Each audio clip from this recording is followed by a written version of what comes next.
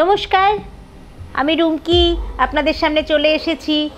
হঠাৎ বাড়িতে অতিথি চলে আসলে ফ্রিজে যদি একটু পনির থাকে তাহলে কিন্তু খুব শান্তি লাগে না, একটু ভালো কিছু রান্না করে খাওয়ানো যাবে। আশা করি পনির কিন্তু সবাই ভালোবাসে, আর বাইরে কাঠফাটা রোদ, তাই এই গরমের কথা মাথায় রেখে আজকে তৈরি করে নেব খুব কম উপকরণ দিয়ে একটি সুন্দর পনিরের রান্না, পনির ভাপে। তাহলে পনির ভাপে রান্না করার জন্য আমি কি নিয়ে নিয়েছি আসুন দেখে নিই। পনির ভাপে বানানোর জন্য আমি এখানে 200 গ্রাম পনির নিয়ে নিয়েছি, সাথে নিয়ে নিয়েছি কিছুটা দুধ, পেঁয়াজ কিউব করে কেটে নিয়েছি, ক্যাপসিকামও আমি টুকরো করে নিয়েছি। এছাড়াও নিয়েছি নুন, মাখন, চিনি, ধনেপাতা কুচি, সর্ষে বাটা, আদা বাটা এবং 3-4টে কাঁচা লঙ্কা আমি কুচিয়ে নিয়েছি। আমি একটা পাত্রে পনিরগুলো নিয়ে নিয়েছি। পরিমাণ মতো নুন নিয়ে নিচ্ছি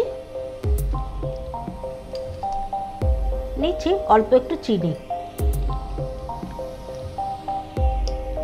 হাফ চামচ আদা বাটা নিচ্ছি,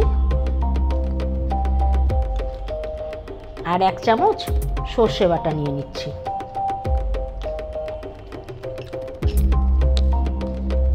আর এখানে আমি 1 বাটি দুধ নিয়ে নিয়েছি, সেটাও পুরোটাই নিয়ে নিচ্ছি। এবার আমি হাত দিয়েই খুব ভালো করে পনিরটাকে মাখিয়ে নেব সব কিছুর সঙ্গে।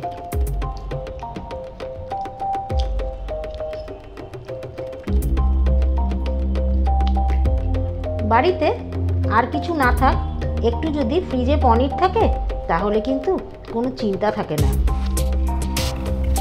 কড়াই গরম করে নিয়েছি, নিয়ে নিচ্ছি সাদা তেল। তেলটা গরম হতে শুরু করে দিয়েছে, নিয়ে নিচ্ছি পেঁয়াজের টুকরোগুলো।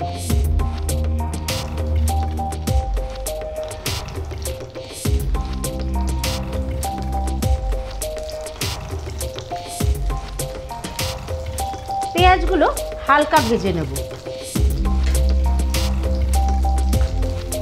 দিয়ে দিচ্ছি সবুজ লাল ক্যাপসিকামের টুকরোগুলো।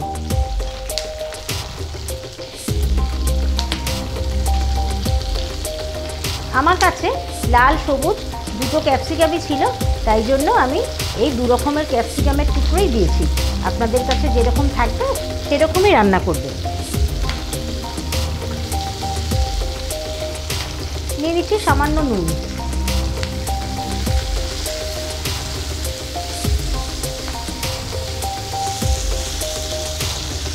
লঙ্কা কুচিগুলো দিয়ে দিচ্ছি।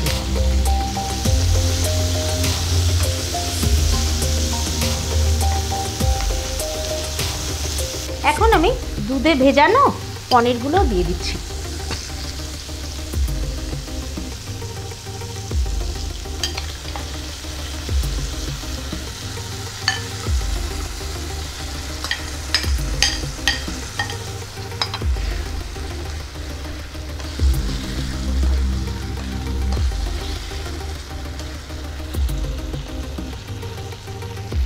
গ্যাসের ফ্লেমটাকে সিম করে দিয়ে 5 মিনিট ঢাকনা বন্ধ করে রান্না হতে দেব।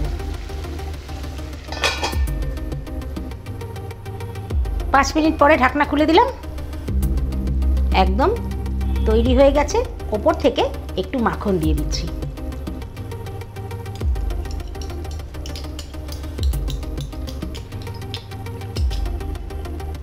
পনির ভাপা কিন্তু রেডি। সামান্য একটু ধনেপাতা উপর দিয়ে ছড়িয়ে দিয়ে পরিবেশন করে দেব। তৈরি করে নিলাম পনির ভাপে। কমেন্ট করে জানাবেন কেমন লাগলো, আর লাইক শেয়ার করবেন।